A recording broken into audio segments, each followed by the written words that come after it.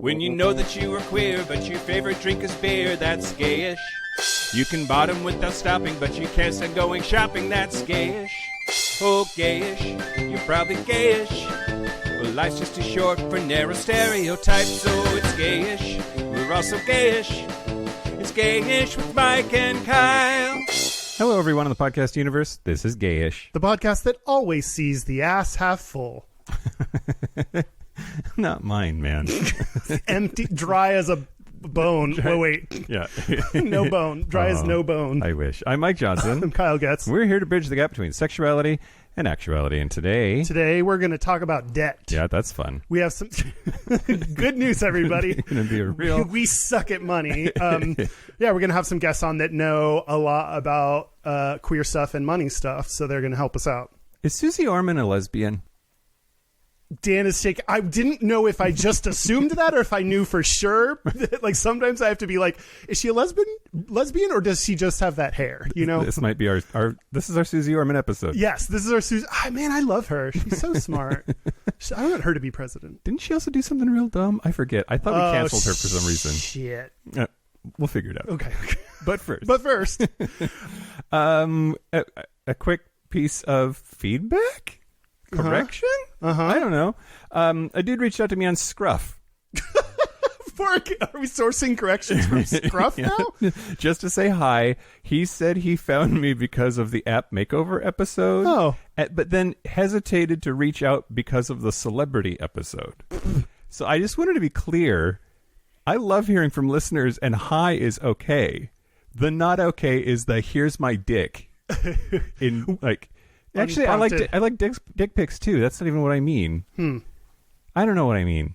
I have been like, so don't talk to me. I think that it's gone to the other end. If you want to say something nice to me, great. I may not reply to you. I may not have the energy to reply to you. And if you send me 3 messages in a row without me replying, that's too much. But like, people can say hi or say what's up or... Yeah. Don't be hesitant to reach out. Be hesitant for me. Really think about it. All right. Okay. Time for the news? News. The number of your news theme songs that sound like you're being choked checks out. News the first. So... Oreo cookies. I had to... What? I like accidentally hawked up some stuff when I did that. Okay, I'm good. Oreo cookies, great. Yep. Man, I want to be double stuffed. Well, here apparently we go. they want you to be double stuffed also because Oreo cookies has come up with a beautiful new commercial that is LGBT plus affirming, in which is it a girl? Hold on. So Oreo has this ad that shows a lesbian couple, and one of them comes out to her dad, who is then kind of a jerk at first, but then it shows the lesbian couple doing things in their life and being happy, and then ends with the father painting the picket fence the colors of the rainbow, and he says, I love you, to his daughter. So now I want to buy Oreos? Yeah, well... Okay, so 1 million moms are threatening to boycott Oreo and its parent company Mondelez for a heartwarming advertisement that dares to show queer children in loving homes. The Monica Cole, who represents the million moms for this particular fuck up, says that Oreo is brainwashing children and adults, and that Oreo is going after our children. Yeah.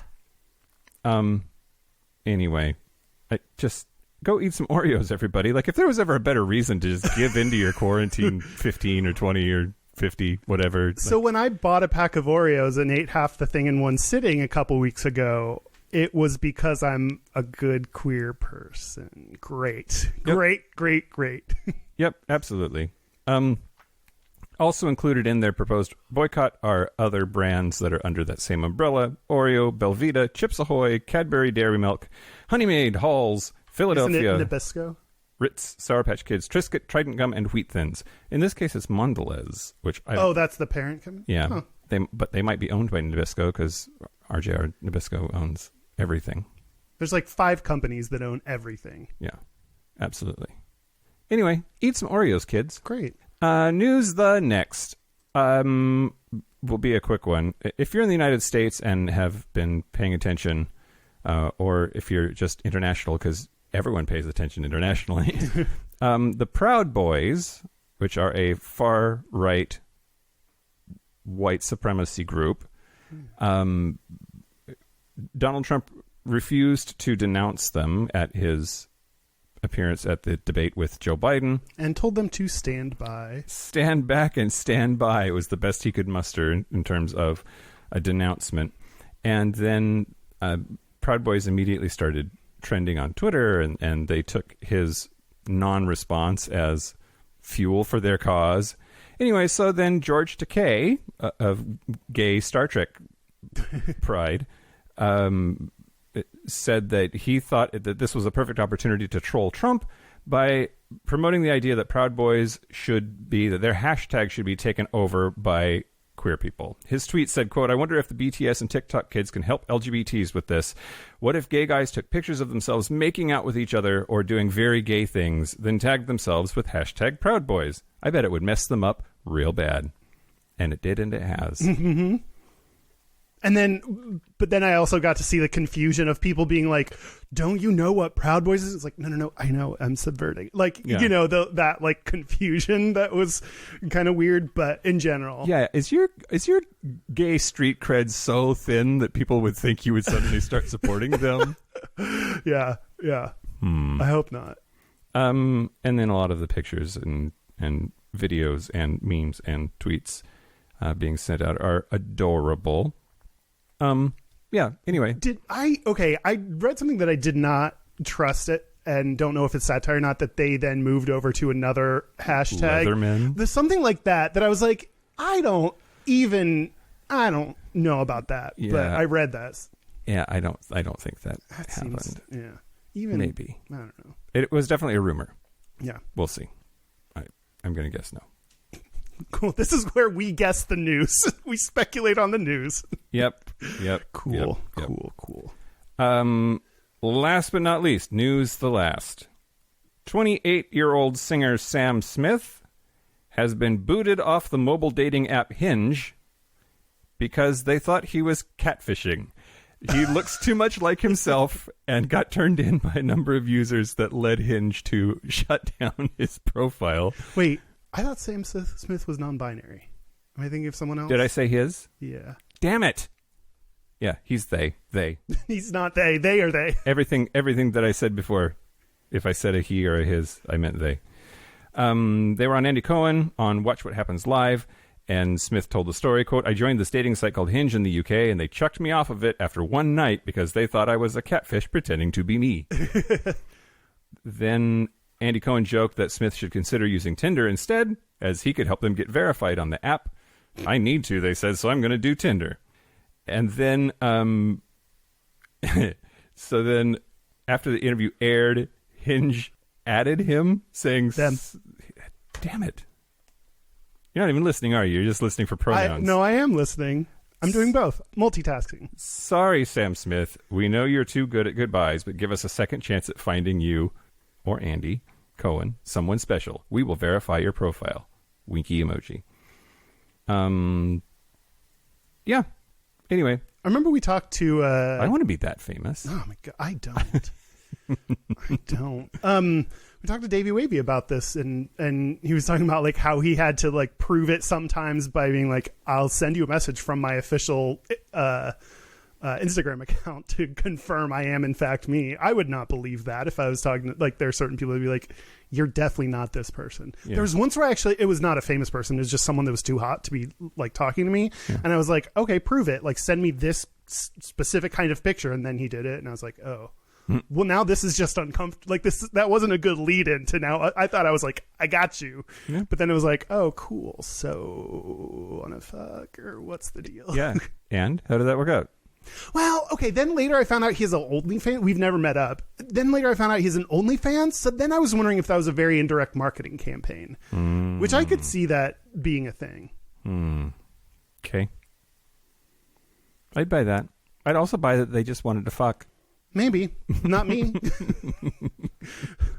Well, that's the news. That's the news. I will mention before I say the Patreons, a couple events, things, queer things coming up. Ace Week is the 25th through the 31st. So for aces, you get a full week out of the year. 7 days out of the year, you can be an ace. Otherwise, I don't know. And Intersex Awareness is on the 26th. So happy Ace Week, happy Intersex Awareness Day. We are aware of all of you now. Great. Patreon members? Sure, yeah. I want to thank the Patreon members, Michael Hogan, which I like he used lowercase letters. I just like to think that the way people format is their actual name. Like that'd be cool to have like all lowercase, like Katie Lang style. Just Bap. Just Bap. But then am I supposed to say Bap? Is it just, I don't know. BAP? BAP. Gray with an A if you care. Gray, Grae? Why? Gray. Yeah. Grey. No. Great. It's JREQ. Okay. It's pronounced Gray. Tim, the friendly neighborhood bear. Oh. I love it. I know. I got some honey for you. And George. George. Yeah.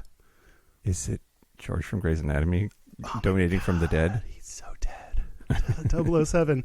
Although, whenever I watched Grey's Anatomy and saw him on the screen, I would always shout Alamo. So great. Sure. Hey, Kyle. Like, is that our Polari word of the week? Did me stopping and staring at you like clue you off? Oh, it legit worked because I was like, wait, is TR Knight from Texas? yeah, I don't remember that. Do you say TR Knight? Yeah, it's a nice name. Yeah, it is. I heard something else. Yes, Alamo is a Polari word that means I'm hot for you. It's an exclamation.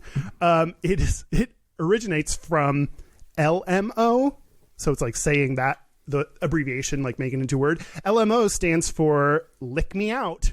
Oh, God. So if Alamo. Remember the Alamo. Remember I'm hot for you. Yeah, right. That's what I learned in Texas history class. Anyway, thanks to our Patreon members. If you want bonus content, then go to patreon.com/gayish podcast. And thanks for everyone who supports us. Yeah. Yep. Thank you. Yep. What's wrong with you? What's up, Dan? Sorry, just following along, making sure that Leatherman thing is actually satire, and it is. Sue Orman is definitely gay and Great. Lives on an island with her partner, blah, blah, blah. But I looked up LMO, and Urban Dictionary says that it's pronounced Elmo and is a girl that is extremely hot but has zero ass. I learned so much. I feel weird about that one. Okay, do you want to talk about debt? Let's talk about debt. First, I just want to say, okay, I am out of it as fuck. Oh. And I'm going to have fun listening to the episode later because I don't know what's coming out of my face. This is not related to debt. You are not out of debt. That is not what you just meant. Yeah, no, I hurt my back. I'm on a bunch of pills. It's great. But you seem legit. Oh, well, thank you. I have felt not legit already many times.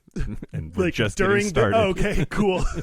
It's going to be a Kyle heavy episode. So if you don't like that, sorry. Debt. Yeah, we were going the opposite of money.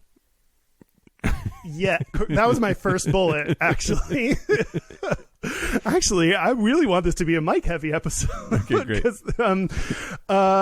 We're going to have the debt-free guys who do a podcast called the Queer Money Podcast on in a little bit. But I wanted to tell you one thing first. Okay. I really enjoyed this in a bad way because, or I guess I'll start with, what stereotype do you have of gay people and money? The stereotype is that gay people buy all the things so that they look great or hot or like they have their shit together, but they can't afford it, and they accomplish that by racking up huge amounts of credit card debt.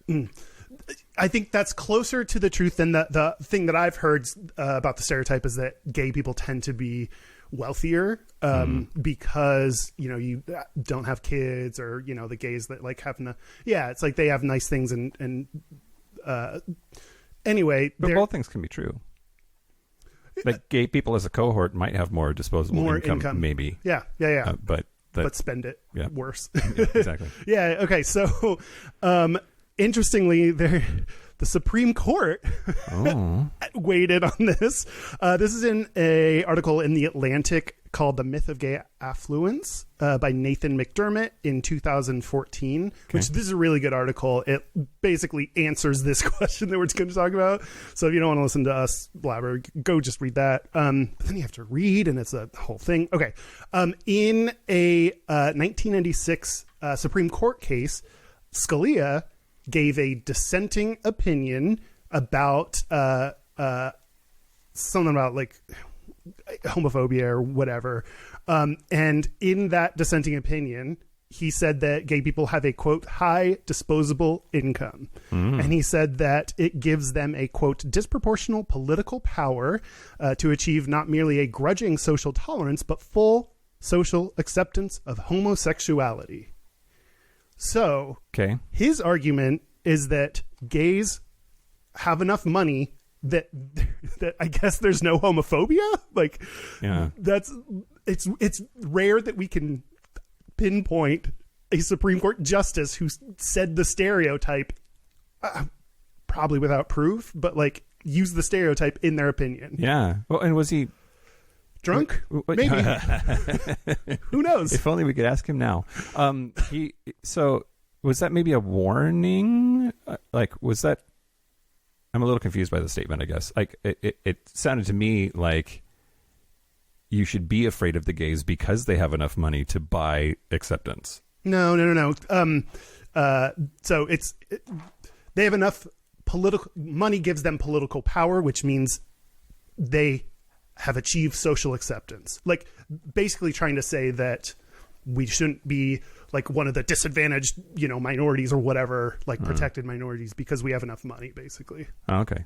Yeah. Which that is an assumption or a stereotype that people make. And I think it is based on the fact that when we talk, similar to that masculinity episode where when you picture a gay person, somehow gay, cis, white, gay, double gay men are who you picture, and then have the kind of anything that they seem to represent. People assume that about all gay people, even when it's not true. So Nathan McDermott in the article said something that I really liked. He said that the number of self-reported gays and lesbians living in poverty is rising. That's not the part I like. But what he said is progress isn't making gays and lesbians poor, though, but it is allowing more people to acknowledge their sexuality. So it makes sense that people if you're more affluent, you're more likely to be out. And this is kind of what we talk about, where if you have money, people don't give a shit. Like, you can do some weird things like being gay. Yeah. But so more and more people in, red states, in smaller areas, people who might have more poverty can now come out. So like the average income is actually making it look like we're getting poorer, when really it's just more reflective of reality as more people can come out. Yeah. Okay. So we need to recognize that the stereotype isn't true, and that cis gay white men tend to have a disproportionately higher income and are more fortunate. And there's another time where we kind of, once we started getting our rights, left behind a lot of others in the queer community. We're like, bye, I'm going to go with this money and buy a nice house. Yeah. Good luck. Being in IT, I see a lot of gay people floating around with really good jobs, but like, I wonder, IT is a not stereotypically gay job in my mind. I agree. It seems, I don't know, too bro-y or something. Yeah. Brogrammers. Yeah, like yeah. But yeah, I wonder what, like, there's the correlation versus causation question in all of that, right? Like, is it cities are typically more liberal and typically have more queers and that typically have better jobs? Like, I don't know. Yeah, there are a bunch of reasons that play into queer people and money issues. And actually, that's one of the kind of the downsides is if you are more likely to flock to a big city where it's liberal and you're more accepted, like San Francisco, then you have to spend more, like it costs more to live there. So that's a downside. Things, if you're trying to have a kid and you're a gay couple, you may have to spend a lot more than straight people who can just like bloop, jizz, baby, Free baby. free baby. If you're not allowed to until recently, like file taxes jointly, then it may cost more. Like there's just a lot of shit that if you think about all these different factors to being gay that kind of add up, more we're more likely to be kicked out of our homes and be homeless, and that brings down our average income. There's just a bunch of we're more can be fired from our jobs for being gay. Not anymore. Maybe I don't know. For now. So yeah, there's just all these different factors that play into why we on average actually have less income. Yeah. Cool. Great. That was fun. But we'll talk more about that with David and John from the Queer Money podcast. This is your line. So should we take a break? Do you have more? Do you have more you wanted to say? I was trying to cue you up. I don't know. I feel like I'm floating. If we take a break, I will be indebted to you. Oh, you already are. Let's take a break. Break. This is the part where Mike and Kyle take a break. So are we back? We're back. We're back. We are here with David and John, the debt-free guys from the Queer Money podcast. Thank you so much for being on. Thank you for having us. Thanks for having us. We're excited to be here. Yeah. Welcome. Okay, we're talking about That sounds a ominous. heavy, I'm a little scared now. yeah. I mean, a little bit heavy and serious topic for us. We're talking about debt and money in the gay community. To get us started, to help our audience kind of understand who you are and why you're experts. Oh, well, first I'll say, when I was like doing some research, I usually do research on the topic before, and I was looking up stuff, and like all the articles I found were either written or reference you guys. So I was like, I just stopped. I was like, okay, we're just going to have you on to talk about it. So that made it easier for me. But I thought we'd start with just you telling us your story, because I think it very much plays into why you talk about finances. Sure. So John and I were like many gay couples. We got together in our mid-30s. We're in our puppy love phase, or honeymoon phase, whatever you want to call it. Really enjoying our lives and living fabulously and trying to live as fabulous as we could, especially trying to impress each other so that we'd get the hook deeper in.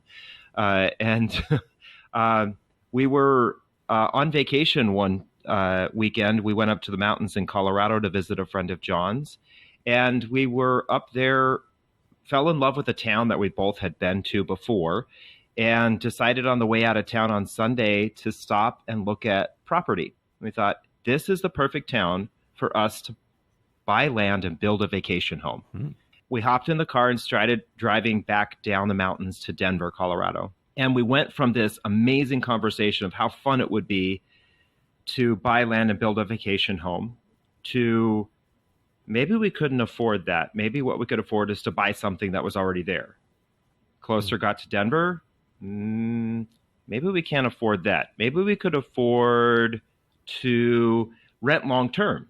And we're like, nope, can't afford that. And then we pull up in front of our place. And it was at this point that John and I kind of looked at each other and said, holy crap, we're financial messes.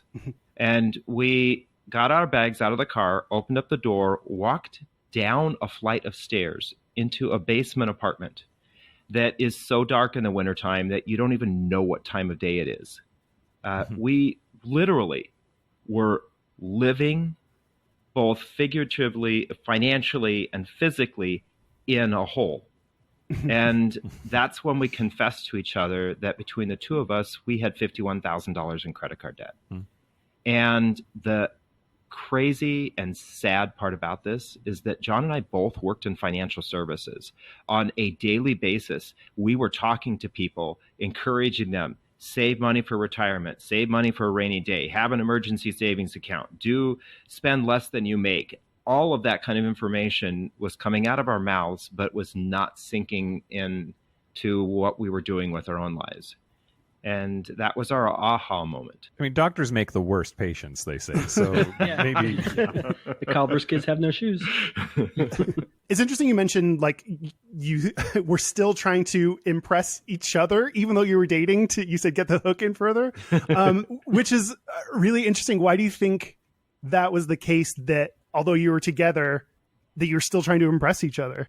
Well, I think this happened about a year and a half into our relationship. So I think we were a little bit more solid in our relationship.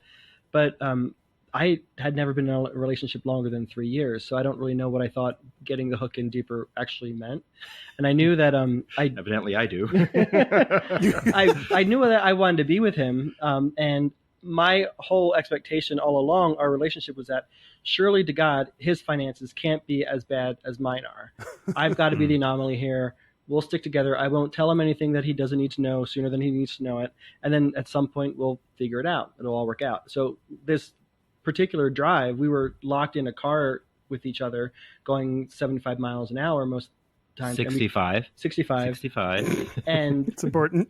we had to have the conversation. There was really no other option. But yeah, I mean, I think we felt that we needed to impress each other so that the other would stay with each other. But I mean, that was happening with our friends as well, right? We always felt like we had to live a certain standard of have a certain standard of living so that we could keep our friends, right? We didn't want to be ostracized from them as well. It's interesting that I hadn't thought about this until you were talking about this of, keeping something hidden. Like we're all used to keeping something hidden, or most of us being gay. And well, most of us are really good at it. And so kind of putting on a facade is like something we actually have on straight people. So I didn't think about, we talk about a lot that you come out about a lot of things, not just being gay, but do you think, am I reaching, or does that at all connect to why you kept that part secret? No, it's actually very truthful for why we kept that. And I think that we saw lots of parallels with that in our friends group at the time. At the time we were hanging out with doctors and lawyers, and we also had friends who were on the other end of the income spectrum who were in retail and service, and then all those in between, including ourselves. And when you looked at our friends group, we all spent the same way. We all did the same things together. We all went to the same vacations, went to the same bars and restaurants, happy hours. Clearly, there were some of us who could afford that much more so than the others. But nobody ever said no. We all were doing that because we didn't want to be left out. So I think it's not only were we doing this in our individual relationship, but lots of us are doing this with all of our relationships. And sometimes I think this even spreads out to our family, right? Especially if our family didn't accept us when we were younger, because now we're older, we have all this stuff. You must love me. You must accept me. And if I'm really lucky, hopefully you're jealous of me at this point. Yeah, using money to kind of combat insecurity makes a lot of sense in the gay community. Absolutely. One of the things you mentioned, coming out, it's one of the things John and I encourage folks to do, is to come out about your money. When you start to tell the truth about your financial situation, it's amazing the weight that comes off of you, because you'll start to make better decisions, or at least you'll start to trigger the process of thinking about making better decisions.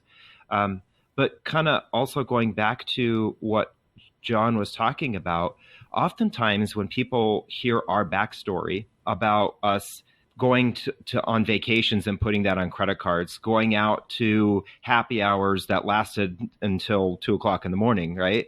That was never an hour long. They always went on and on and on. Or dropping $100 a piece on brunch on Sundays. We get this, oh, well, I'm not that kind of gay, right? I don't. And what's so funny is we have worked with people of all different kinds of income spectrums and walks of life. And they all seem to have a similar way of dealing with the life that they're in. We know a gay couple who have 2 children have been driving themselves into debt because they have to have fabulous birthday parties and send their kids to the birthday parties with the best presents. It is not. They don't have the gay lifestyle that we have. They have a different gay lifestyle. They're just making choices, trying to impress other people with what they have or the way they represent or present themselves.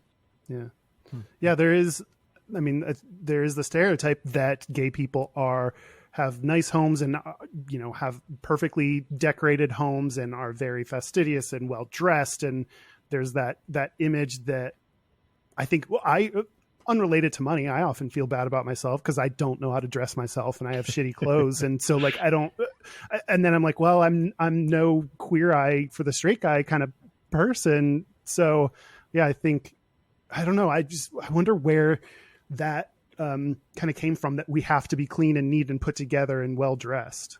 John and I look back at who we are or who we were growing up. And I was raised in a very conservative household, very religious, very conservative household. So on a regular basis, I was hearing it from my parents. I was hearing it from my church. I was hearing it from people at school, my teachers, and things that I wrote or read, that I wasn't a good person because I was gay, right? And so I was always looking for some way of saying to myself, I am a good person, and proving to others I am a good person. And if I don't fix that on the inside, I find ways to put layers and layers of it on the outside so that people can't see me on the inside. And in America, especially, the easiest way for us to do that is to buy shit we don't need to impress people we don't even like, right? That's what we do. We want everybody to think that we're okay. And one of the easiest ways to do that is to look amazing. And on credit if necessary. Absolutely. Yeah. Prudential studies showed that LGBTQ people, especially gay men, typically have considerably more debt than the general population. And a lot of that probably has to do with trying to sort of add those layers. Do you happen to know, like, off the top of your head, like by what kind of a margin? Do you know what that was? So the study specifically was highlighting couples who had at least one child versus the general population, and they had roughly 20% more credit card debt, 93% more student loan debt. Damn. So as couples, they're taking on more debt to get their education, and then they're also using more debt to finance the lives that they want to have.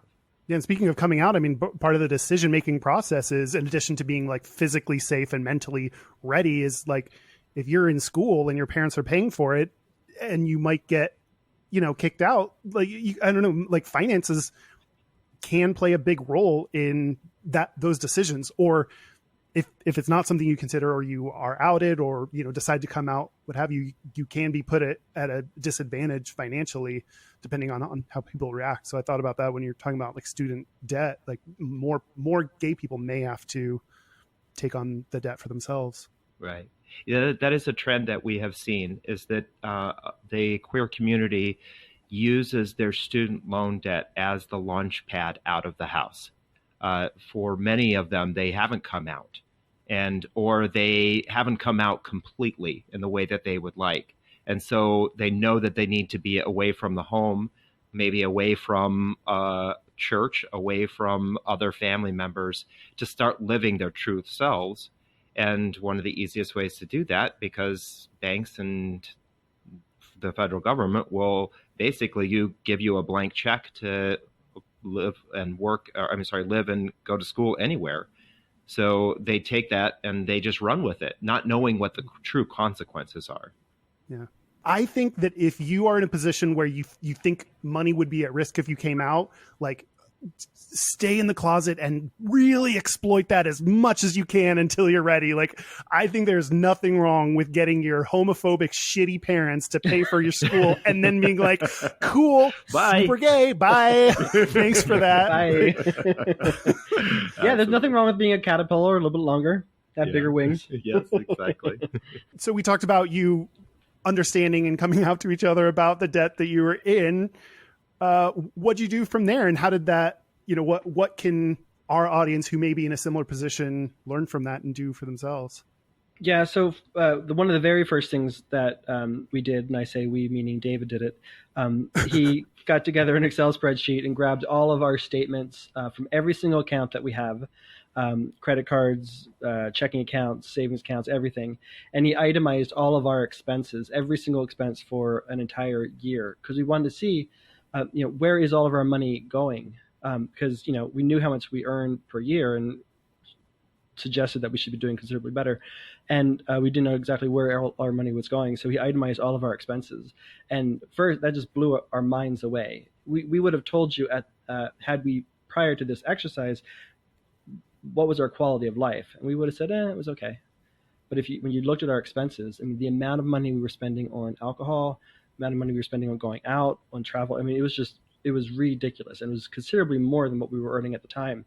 And the perverted example of this discrepancy is there were weeks where we were spending $400 on groceries, going to the grocery store and bringing back home that in theory we were going to cook for ourselves. But then we were also spending $400 a week going out, dining out. And what really frustrates me at this point in my life is I have not been skinnier than I was at that time. So I'm not exactly sure what I'm doing wrong now. I was going to ask, you might have already said it. What is the gayest, highest dollar amount thing that you found on that list? Like, what is the most you spend on something stereotypically gay? You mentioned alcohol, so I was like, we spent a lot on alcohol. When you ask that question, the first thing that comes to mind is I remember it was a Thursday that we were at Cubs Park hanging out with our friends. This is a fun we were at a local bar in Denver hanging out, and it was a random day of the week, nothing important. Got together for a couple of drinks, and then suddenly at 10 or 11, or no, it must have been 9. Somebody said, "Hey, do you want to go dancing?" And of course, we're all like, "Yeah, that'd be awesome." And so we all decided to go dancing, and I didn't have the right clothing on that I thought he was wearing needed. Shorts, a t-shirt, and flip-flops. You don't go dancing in shorts, and t-shirt, and flip-flops, and whatever time of year it was. And so I looked at David. I'm like, "This is an issue." So we hopped into our car because I think the mall closed at 9:30. Was that what it was? 9:30, and we hopped in the car, and he goes straight from downtown Denver to Cherry Creek in Colorado to the mall, and he goes through several red lights, and we run into this mall, go into Diesel, and at that point I'd been to that store so many times they knew my sizes and stuff, and I run in there and I say, "I need that shirt, I need those jeans, and I need those shoes." They grabbed it for me. We met at the dressing room and tried it on. It was perfect. And I spent, how much did we spend? Over $500. in 15 minutes, he spent $500. We weren't in the store for very long, but I felt very cute when I went out that night. But no one knew, right, that 100% of that was financed. And on the inside, he was struggling with feelings of value because he knew how much credit card debt he had. Yeah. I mean, he tells the story of calling his parents in a panic of what to do and trying to figure out, how am I going to pay all this off? And that was before we even had started to have the conversation ourselves. Yeah, so that's the gayest thing I can remember. But again, it was all to mask the pain and to fit in. Yeah, right. Yeah. Then the second thing that we did was after we looked at our expenses and how we were spending our money, and our quality of life didn't feel like it should have based on what was on paper. We started to ask ourselves, what is it that we actually really want in life? Why are we renting a basement apartment? Why are our finances so bad? Why are we both in so much credit card debt? And why aren't we as happy as our spending would otherwise suggest? And that was a difficult conversation, and a conversation we had for about 3 or 4 months till we finally realized that we wanted to save for a comfortable retirement, and we weren't on target for that at all. That we wanted to travel much more extensively, but we wanted to be able to come back from that travel and not have a credit card hangover or regret the entire trip altogether, as so often we did at that point. And then we wanted to be able to give more of our time and money to the LGBTQ community, which to that point, anytime we donated money to the community, and we were often doing it because we felt like we had to do it, while we were helping out some portions of our community, we were also simultaneously sabotaging our own security. So net, it probably wasn't a win-win for everybody.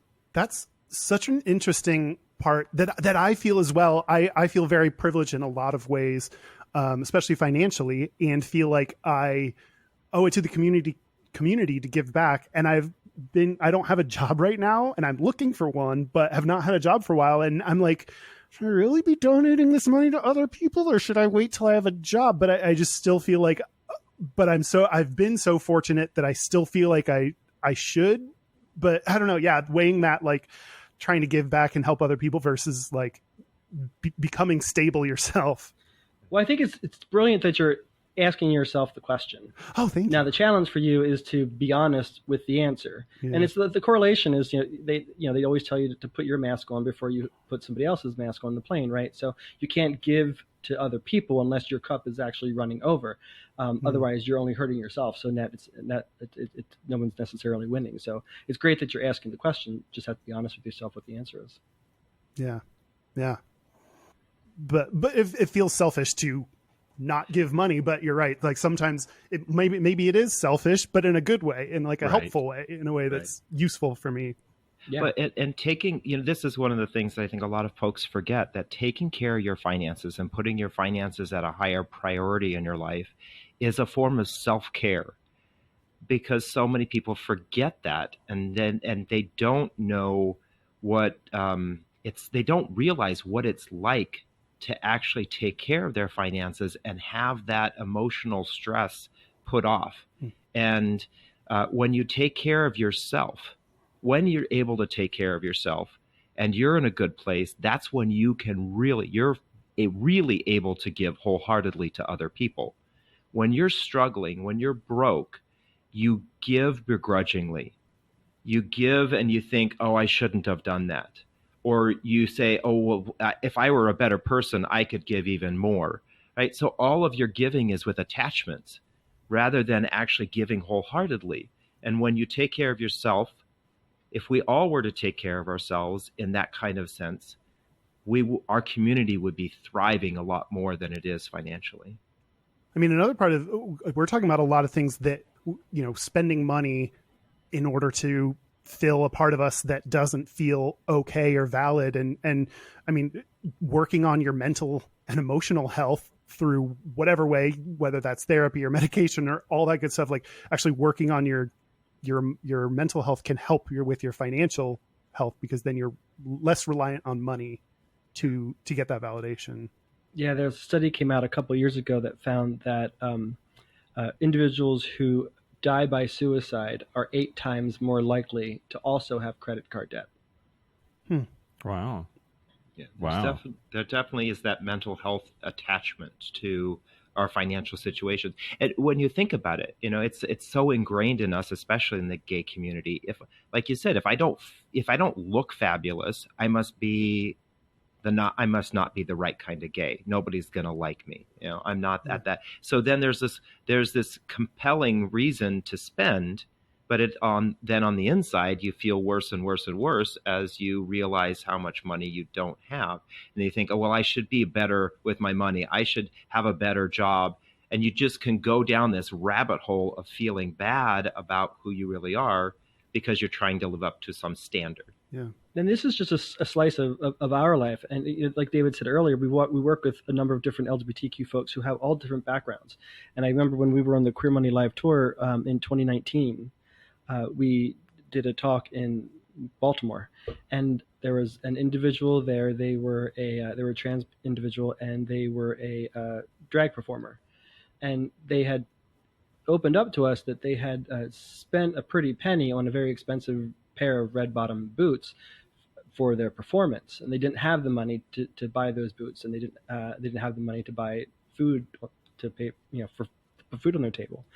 And that was just sort of an example of, they felt like they needed to have those boots so that they could put on the best performance ever and really impress and inspire and motivate people in their own way. But then they were also sacrificing their physical health and their mental security by not having food and being able to pay for rent. Yeah. I think of gay people and queer people as very easy to tear each other down, and I wonder if part of that is inherent in that too. Like if I don't have the right outfit when I'm doing this drag performance, then everyone else is going to think I'm ridiculous, or they're going to call me things or what have you. And I wonder if it's also part defense against your own community being shitty to you. Yeah. I think there's absolutely truth to that. And as we've mentioned, it's across all of the different spectrums, right? Every individual is dealing with this based on the community that they're trying to be a part of, because there's going to be judgments that happen in that community. you just mentioned, our community is extremely judgmental towards each other. It's so sad that we constantly say on the outside, you need to be treating me with equality, but on the inside, we don't necessarily treat each other with equality. Or ourselves. Yeah. But we're all dealing with that.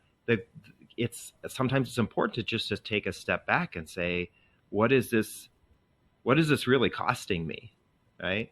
And do I need to be, and we see people do that on a regular basis. Sometimes it's their physical appearance, sometimes just their mental health. They need to step back and say, this group of people or this Facebook group or this relationship is toxic and I need to step away from it. Right. And so we can do that, especially when your finances can become toxic for you.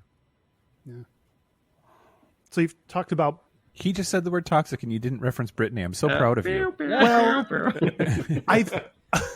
I think at this point it's just assumed. It's just like I don't even have to do it. Everyone just heard. You've talked about some of the discussions and kind of planning that you did to help yourselves. I'm curious what kind of like action steps you did that you'd recommend as well, like things that turned into how you changed behavior. Well, as John mentioned, one of the big things was asking that question of what do we really wanted out of life? And then we started kind of doing that with our spending as well. Does this spending fit into what we really want out of life? And that's when we decided, well, we don't need to have a new car every 3 years because we absolutely adore our 2006 Mini Cooper, which we still drive today. Yes, how dare we have a car that's 14 years old, but guess what? We haven't had a car payment in the last 8 years. And that $600 that we would have been paying towards a car payment has gone into our 401ks, which has built us up a retirement account that now is very comfortable for us. So it was kind of just making those small decisions. When we were shopping for our condo, we had a real estate agent and lenders telling us, oh, you guys can afford 3 or 4 times the amount of money that you make. And we're like, well, we both work for the same company. We both work in the same industry. If something happens, we could be in a world of hurt if we had a $400,000 or $500,000 mortgage. Let's get something that one of us could afford if one of us lost our job. Or if we both lost our jobs and we both needed to go to work at Starbucks or just get some work really quick that wasn't anywhere near what we were making, we could still afford to live where we were living. That was one of the best decisions that we ever made, was buying a home that didn't make us house poor. We maybe didn't experience as much of an increase as the market has gone up, but we also were able to then put money into other things that brought us a quality of life that actually gave us long-term happiness rather than these short-term happinesses. And that's what we really were focusing on before, was the short-term happinesses. Because, those jeans and shoes and T-shirt that he bought on that trip to the mall, he probably maybe wore 1 or 2 more times. Well, not the jeans, but the T-shirt. The T-shirt only twice. He couldn't be seen more than 3 times in that because heaven forbid, right? And so we started to say that was so temporary. What do we want that's more permanent? And that's when we started focusing on the more permanent things. It's funny you mentioned like the condo and the jobs. The week, this is a while ago now, but the week I closed on my condo was the same week I got laid off. So I was like, well, do I like back out and lose, the money I've already put down? But yeah, it was luckily everything worked out, but it was a very weird week. And then I tried to paint the inside of my condo myself, and I had a mental breakdown, but that's unrelated to money. Was it because of the fumes? Or that might have played a part, honestly. I was like 4 days in, and I was like, everything looks so bad. You can see how bad the edges are, and I can't do this. And my friend had to be like, you need to stop for a second. You need to chill out. Edges are hard.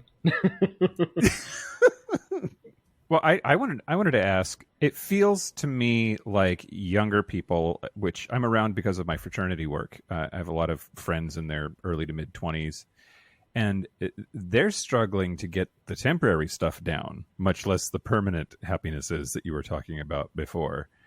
what advice can you give to them who they're not even thinking, they've given up on the idea of ever owning a home because it's so far out of reach for them, or at least it feels like it given today's economy and how much debt they have coming out of school.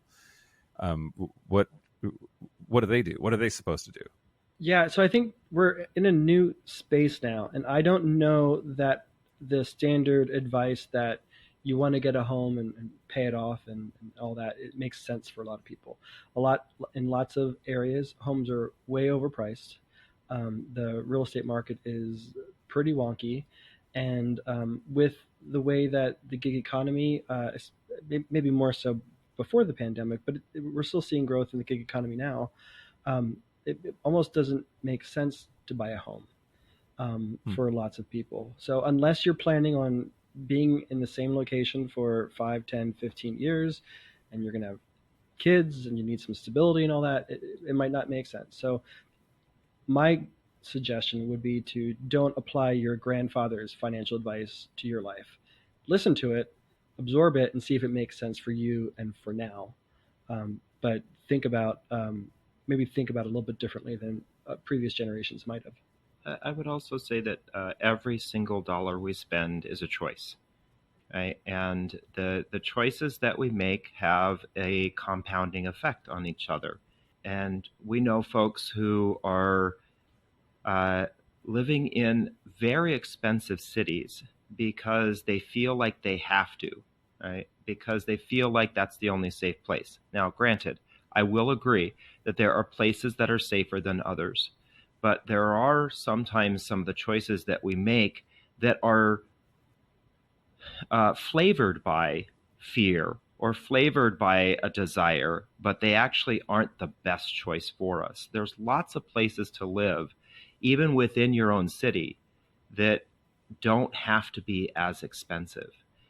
There are, I think about places like Hell's Kitchen, the Castro in San Francisco, and places in LA where they are the hot neighborhoods now, where they have $1 million homes or multi-million dollar homes. And you see folks who have lived in those neighborhoods for 20 or 30 years selling their homes and making these huge amounts of profit.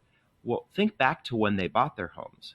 Those neighborhoods were not the desirable neighborhoods. So are we trying to live a life of current fabulousness, and for that reason giving up on some opportunities further on down the line? We know folks who are spending 40, 50, 60% of their take-home pay on an apartment so that they can live in the right neighborhood, right? They don't have a car, they take public transportation. The reason they're doing that is because they're spending $2,500 a month on a one-bedroom apartment.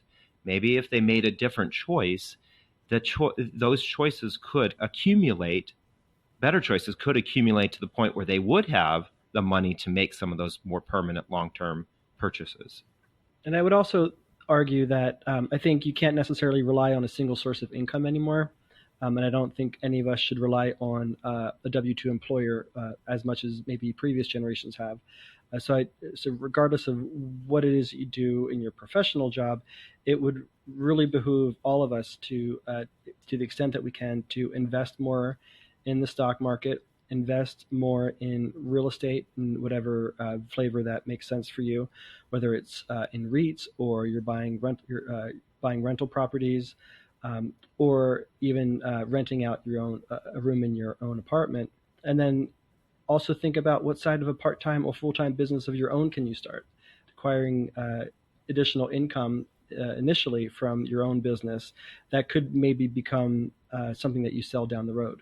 So if you've got sort of those multiple streams of income, those multiple forms of investment, diversifying that and increasing all of those in tandem with your W-2 makes more sense now though than ever.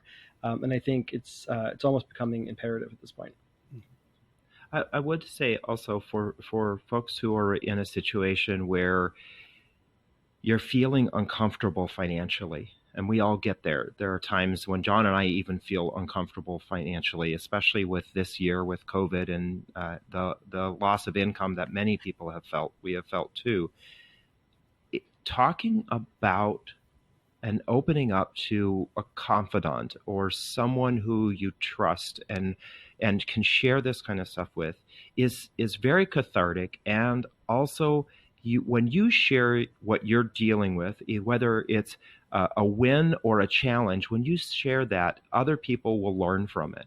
We have a Facebook group called Queer Money, and we're just amazed at how many people in the community now are finally starting to open up and feel comfortable talking about their financial situation. We don't have to hide our financial situations. I mean, the reality is 60% of people who have come into that group have told us that their number one concern is credit card debt. If you think you're the only person dealing with credit card debt, you're not. If you think you're the only person dealing with overwhelming student loan debt, you're not. But if you try to hide it and isolate it and don't learn from other people or share what is working for you, we can never learn as a community. We all just isolate, right? And by working on it as a community, by sharing it with each other, is just an amazing way to understand how other people are dealing with it and winning. And those wins really can motivate you to do better. And Honeyfi has done a couple of studies over the last couple of years. Honeyfi is a budgeting app that helps couples or groups manage money together. And the last 2 or 3 studies have shown that same-sex couples who talk about money often report having considerably better sex lives than those who don't. Mm-hmm. So if you need any other reason to talk about money, better sex is probably the best way you can get it. So I should send my net worth to everyone on Grindr? Is this what you're saying to me? That's what I heard. Well, I mean, I don't know. Send it to me and let me know. I'll tell you. Depends. I guess it depends on if it's good. I really think what's going on there is that when you talk to your partner or partners about your financial situation, and what's interesting is that folks in polyamorous relationships are more likely to talk about money than folks who are not. Because it's harder to hide your financial situation when you're in let's say, for example, a closed triad. Those 3 people, they need to talk about their finances together because that additional person makes it a little bit more, add some complexity to it, right? But the more we talk about our financial situation with someone we're with, our partner or partners, means that we trust that person. When we trust somebody and they trust us, we feel closer to them. When we feel closer to them, we're going to hold their hand when we're sitting on the couch watching the Golden Girls. We're going to cuddle more often. All of that leads to what many of us want, and that's the big O. Oprah? Yes. Don't call her big. David Donovan. Yeah? Yeah. Did we do it? Yeah. Yeah, we solved it for everyone. Nobody has any more debt. They've gotten everything figured out. It's fixed. Yeah. Should we take a break? Yeah, let's take a break. Let's take a break. I'm going to put it on my credit card. I don't know. This is the part where Mike and Kyle take a break. So are we back? We're back. We're back. We are going to do our Gayest and Straightest. We're going to do our Gayest and Straightest, but first, David and John, the debt-free guys, where can people find out more about you and your show and what you're up to? Thank you for asking. We are at debtfreeguys.com, and then we're debt-free guys on all the social media platforms. We also have the Queer Money podcast, which is at queer.money, and all the standard podcasting platforms that podcasts are housed on. And we also have Queer Money on all the social media platforms, I think, that are available, right? Except for Twitter. Except for Twitter. We've ignored Twitter with the Queer Money one. Well, we ignore Twitter. No, we don't. Kyle does all the Twitter. Yeah. Our website, though, is gayishpodcast.com. We are at Gayish Podcast on Twitter, YouTube, Facebook, Instagram, and we also have a Discord, which is popping and really fun. Our hotline, you can send us text messages or leave us voicemails, is 5855-GAYISH. That's 585-542-9474. Standard rates apply. Do we have a money section in Discord? No. Oh. Well, sorry. Okay, you have to go to the Queer Money podcast then to talk about it. You can't talk about it with us. Our email is gayishpodcast@gmail.com. And our physical mailing address is Post Office Box 19882, Seattle, Washington, 98109. Let's do our Gayest and Straightest. Let's do our Gayest and Straightest. I'm going to start. Great. the straightest thing about me this week is I fucked up my back squatting mass heavy, bro. I'm on painkillers and I'm walking around here like an old man. I'm gonna have to lay down when we're done doing this because I've been sitting upright too long. I just fucked up my back. Too much You lifting. said that's your Too much- straightest That one? actually could be the gayest thing too. Okay, what are you squatting on exactly? That could make it gay. I was thinking like taking drugs could be the guess, but Well, yeah, that's true too. so many options. The gayest thing about me this week, I went and met a fraternity brother who's new to Seattle and was interested in asking questions about the fraternity here.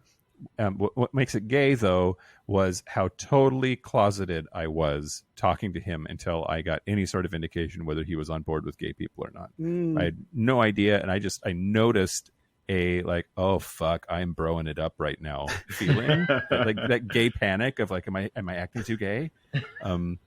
Anyway, yeah. Like the voice that I get when I talk to my parents that's a little bit different somehow. But, like, I'm not that gay, mom and dad. It's cool. My gayest is I've started to get into idle games, which I think is the gayest games you can play because I don't want to shoot people. I don't want to I basically want to tap shit.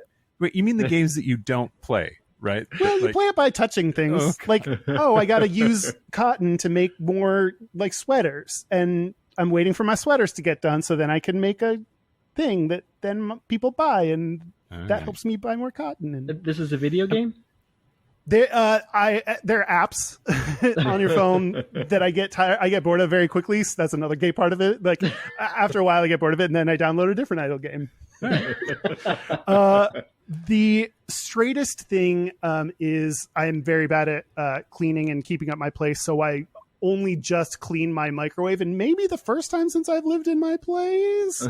And boy, it's like, man, it was so disgusting. Yeah, but it's great. And by clean, I mean I got like a paper towel and was like, woo, woo, woo, and that was like, that's clean now. So, David or John, who wants to go next? I'll go. This is David. So the straightest thing that I did recently, we were in Zion National Park, taking a couple of days off. We live in Las Vegas and drove up to meet some friends, and I found myself looking at pickup trucks and fantasizing about having a pickup truck, and I was surprised at how I was attracted to the more, I don't know, muscly looking trucks, I guess you might say. The butch trucks. The more butch trucks, right? Exactly. So I was feeling a little, I guess, extra testosterone. Maybe that was from all the hiking we did. I don't know what was going on there. Yeah, right. And the gayest thing that I did recently was, I am not a fashion person. I don't dress well or anything like that.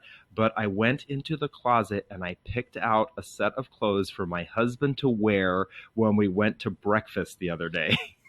Oh yeah, That's so cute. It was Stepping out of your so comfort gay. zone, coming into my closet, dressing me. Yes.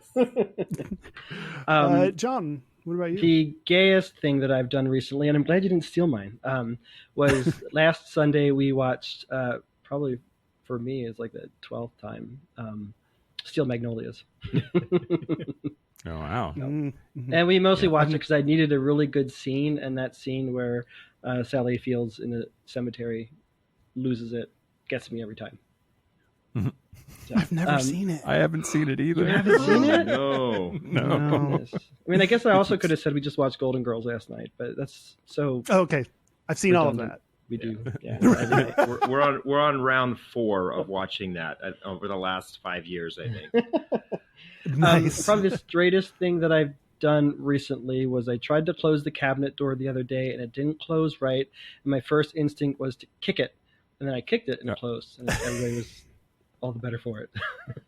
Yeah. Solve things through violence. Yeah. He kicked it while standing on one tiptoe, pushing it back. I mean, it was a pirouette to be sure, but whatever. Nobody could hear that part. It still counts. Well, that's it. A special thank you this week to David and John, the debt-free guys from the Queer Money Podcast. Thanks again for being here. Thank you. Thanks for having us. Do you have any thank yous, Kyle?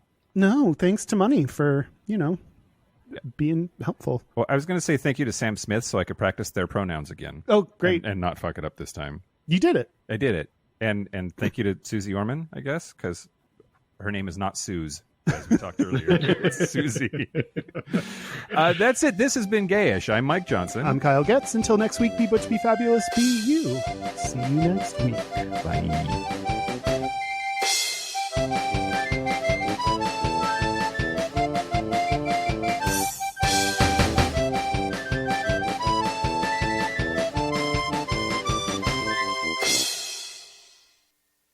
I have a pretty gay thing. Don't steal my gay thing. Yes. Although I do lots of gay things. So Yeah, don't you steal do. my gay thing. I have an arsenal to choose from. I did help you put the beautiful screens together. Yeah. Right. Oh, and I got you the drill. I went to the cabinet and got you the Got drill. me the. It's not a drill. It's. He laughs at me because I don't know the names of tools. I use the sounds. That's great.